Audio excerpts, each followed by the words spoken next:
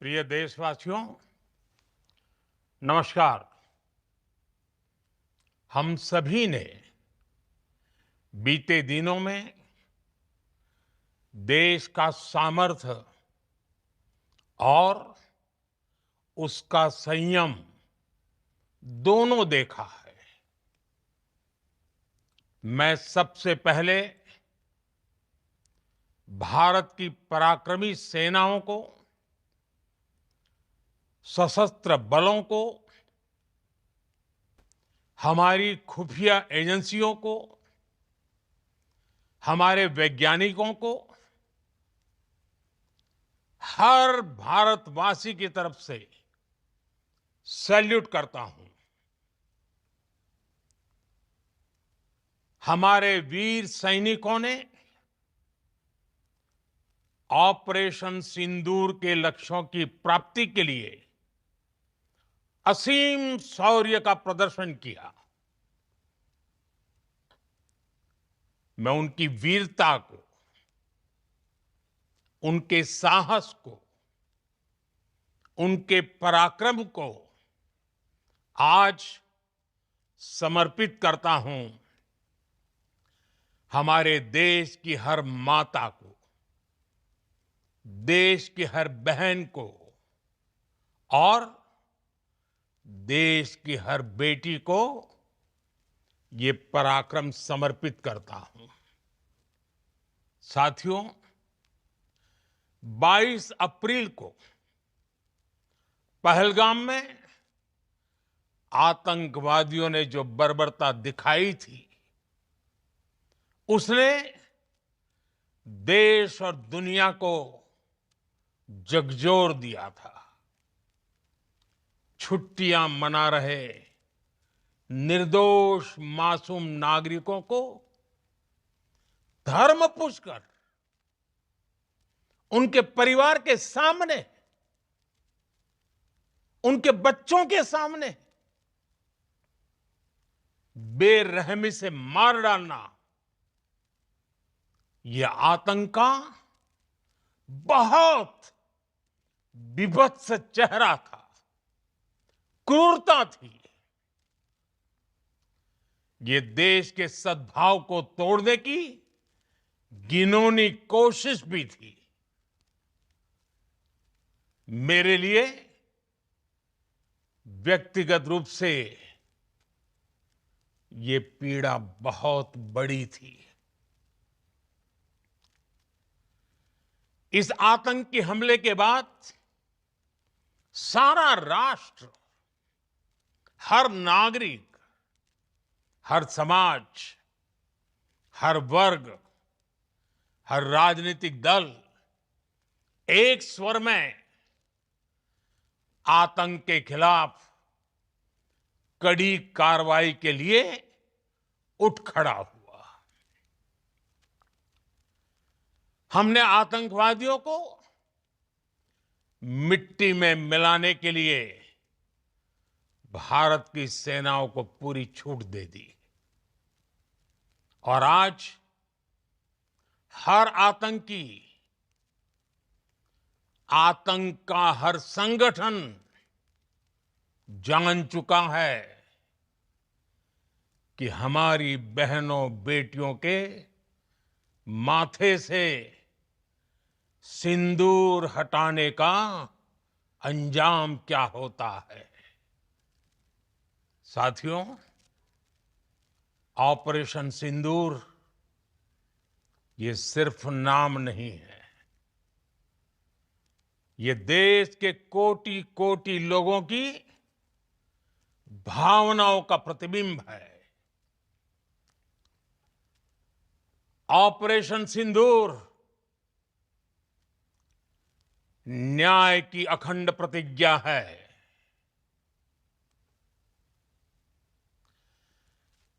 6 मई की देर रात, 7 मई की सुबह पूरी दुनिया ने इस प्रतिज्ञा को परिणाम में बदलते देखा है। भारत की सेनाओं ने पाकिस्तान में आतंक के ठिकानों पर, उनके ट्रेनिंग सेंटर्स पर सटीक प्रहार किया। आतंकियों ने सपने में भी नहीं सोचा था कि भारत इतना बड़ा फैसला ले सकता है। लेकिन जब देश एकजुट होता है, नेशन फर्स्ट की भावना से भरा होता है, राष्ट्र सर्वोपरि होता है, तो फौलादी फैसले लिए जाते हैं, परिणाम लाकर दिखाए जाते हैं। जब पाकिस्तान में आतंक के अड्डों पर भारत की मिसाइलों ने हमला बोला, भारत के ड्रोन्स ने हमला बोला, तो आतंकी संगठनों की इमारतें नहीं, बल्कि उनका हौसला भी थर्रा गया। बहावलपुर और मुरिद के जैसे आतंकी ठिकाने एक प्रकार से ग्लोबल टेररिज्म की यूनिवर्सिटीज रही है। दुनिया में कहीं पर भी जो बड़े आतंकी हमले हुए हैं, चाहे 9/11 हो, चाहे लंदन ट्यूब बॉम्बिंग हो, या भारत में दशकों से जो बड़े बड़े आतंकी हमले हुए हैं, उन सब के तार कहीं ना कहीं आतंक के इन्हीं ठिकानों से जुड़ते रहे हैं। आतंकियों ने हमारी बहनों का सिंदूर उजाड़ा था, इसलिए भारत ने आतंक के ये हेडक्वार्टर्स उजाड़ दिए। भारत के इन हमलों में 100 से अधिक खूंखार आतंकवादियों को मौत के घाट उतारा गया है। आतंक के बहुत सारे आका बीते 2.5-3 दशकों से खुलेआम पाकिस्तान में घूम रहे थे, जो भारत के खिलाफ साजिशें करते थे। उन्हें भारत ने एक झटके में खत्म कर दिया। साथियों, भारत की इस कार्रवाई से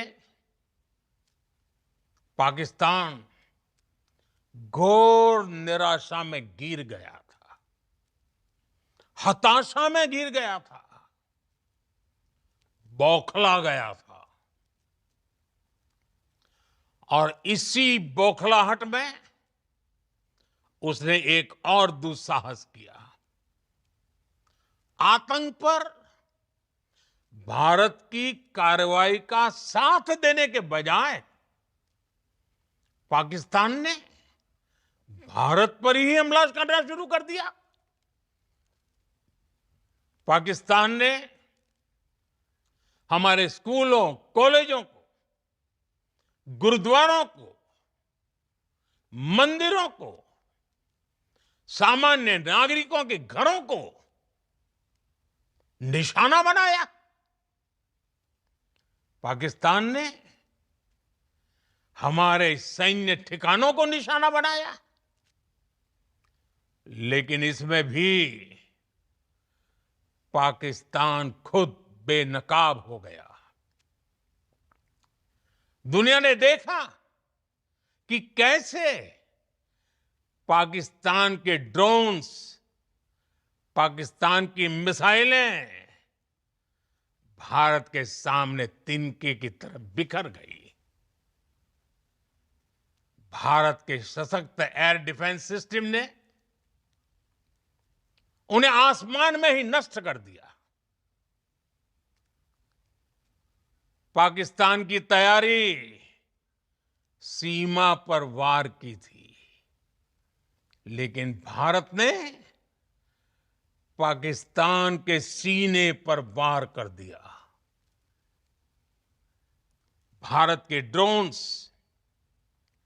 भारत की मिसाइलों ने सटीकता के साथ हमला किया। पाकिस्तानी वायुसेना के उन एयरबेस को नुकसान पहुंचाया, जिस पर पाकिस्तान को बहुत घमंड था। भारत ने पहले 3 दिनों में ही पाकिस्तान को इतना तबाह कर दिया, जिसका उसे अंदाजा भी नहीं था। इसलिए भारत की आक्रामक कार्रवाई के बाद पाकिस्तान बचने के रास्ते खोजने लगा। पाकिस्तान दुनिया भर में तनाव कम करने के लिए गुहार लगा रहा था, और बुरी तरह पीटने के बाद इसी मजबूरी में 10 मई की दोपहर को पाकिस्तानी सेना ने हमारे डीजीएमओ को संपर्क किया। तब तक हम आतंकवाद के इंफ्रास्ट्रक्चर को बड़े पैमाने पर तबाह कर चुके थे। आतंकियों को मौत के घाट उतार दिया गया था। पाकिस्तान के सीने में बसाए गए आतंक के अड्डों को हमने खंडहर बना दिया था। इसलिए जब पाकिस्तान की तरफ से गुहार लगाई गई, पाकिस्तान की तरफ से जब ये कहा गया कि उसकी ओर से आगे कोई आतंकी गतिविधि और सैन्य दुस्साहस नहीं दिखाया जाएगा, तो भारत ने भी उस पर विचार किया। और मैं फिर दोहरा रहा हूं, हमने पाकिस्तान के आतंकी और सैन्य ठिकानों पर अपनी जवाबी कार्रवाई को अभी सिर्फ स्थगित किया है। आने वाले दिनों में हम पाकिस्तान के हर कदम को इस कसौटी पर मापेंगे कि वो क्या रवैया अपनाता है। साथियों, भारत की तीनों सेनाएं, हमारी एयरफोर्स, हमारी आर्मी और हमारी नेवी, हमारी border security force BSF, Bharat के अर्धसैनिक बल लगातार अलर्ट पर है। सर्जिकल स्ट्राइक और एयर स्ट्राइक के बाद अब ऑपरेशन सिंदूर आतंक के खिलाफ भारत की नीति है। ऑपरेशन सिंदूर ने आतंक के खिलाफ लड़ाई में एक नई लकीर खींच दी है, एक नया पैमाना, न्यू नॉर्मल तय कर दिया है। पहला, भारत पर आतंकी हमला हुआ तो मुंह तोड़ जवाब दिया जाएगा। हम अपने तरीके से, अपनी शर्तों पर जवाब देकर रहेंगे। हर उस जगह जाकर कठोर कार्रवाई करेंगे जहां से आतंक की जड़ें निकलती हैं। दूसरा, कोई भी न्यूक्लियर ब्लैकमेल भारत नहीं सहेगा। न्यूक्लियर ब्लैकमेल की आड़ में पनप रहे आतंकी ठिकानों पर भारत सटीक और निर्णायक प्रहार करेगा। तीसरा, हम आतंक की सरपरस्त सरकार और आतंक के आकाओं को अलग अलग नहीं देखेंगे। ऑपरेशन सिंदूर के दौरान दुनिया ने पाकिस्तान का वो घिनौना सच फिर देखा है,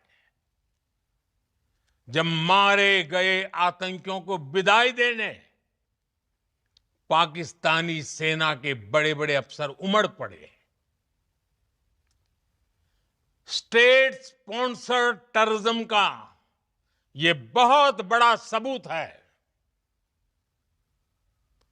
हम भारत और अपने नागरिकों को किसी भी खतरे से बचाने के लिए लगातार निर्णायक कदम उठाते रहेंगे।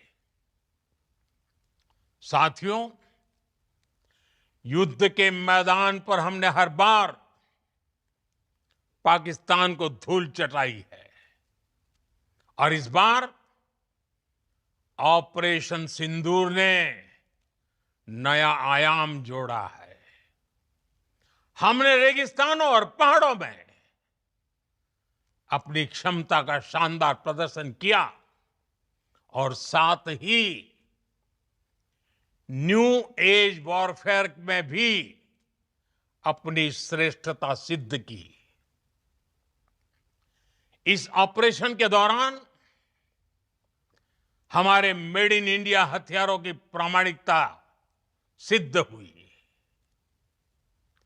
आज दुनिया देख रही है 21वीं सदी के वॉरफेयर में made in India defence equipments,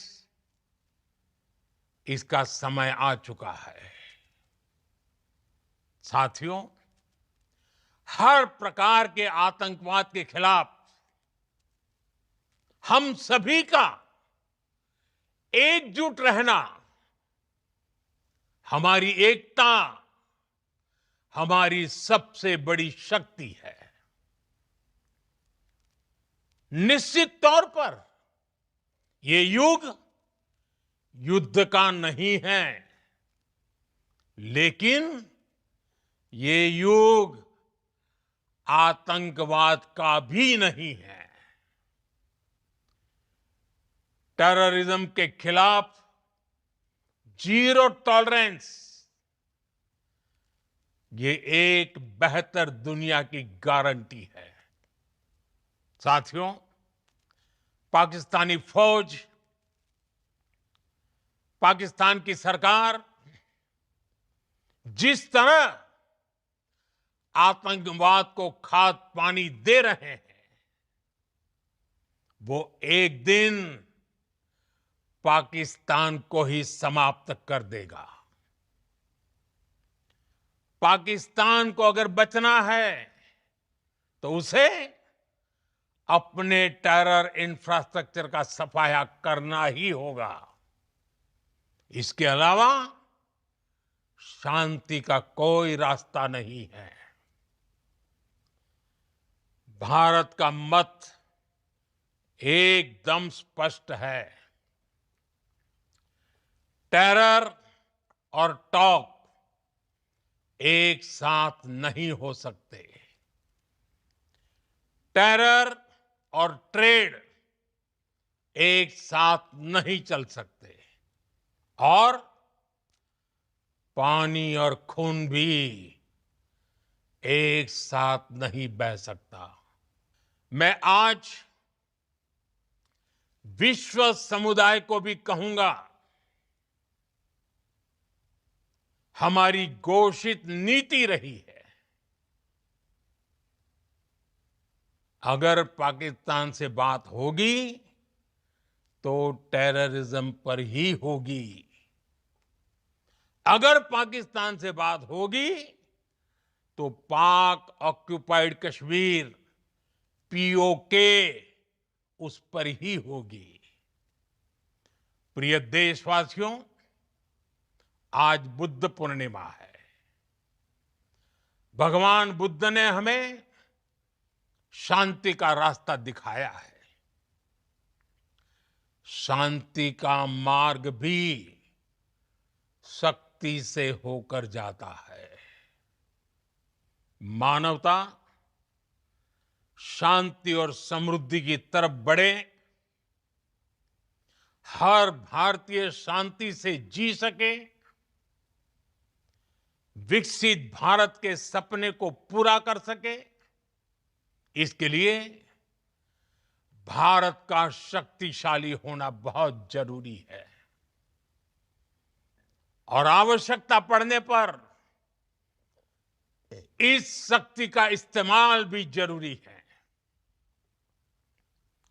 और पिछले कुछ दिनों में भारत ने यही किया है। मैं एक बार फिर भारत की सेना और सशस्त्र बलों को सैल्यूट करता हूं। हम भारतवासी के हौसले, हर भारतवासी का एकजुटता का शपथ, संकल्प, मैं उसे नमन करता हूं।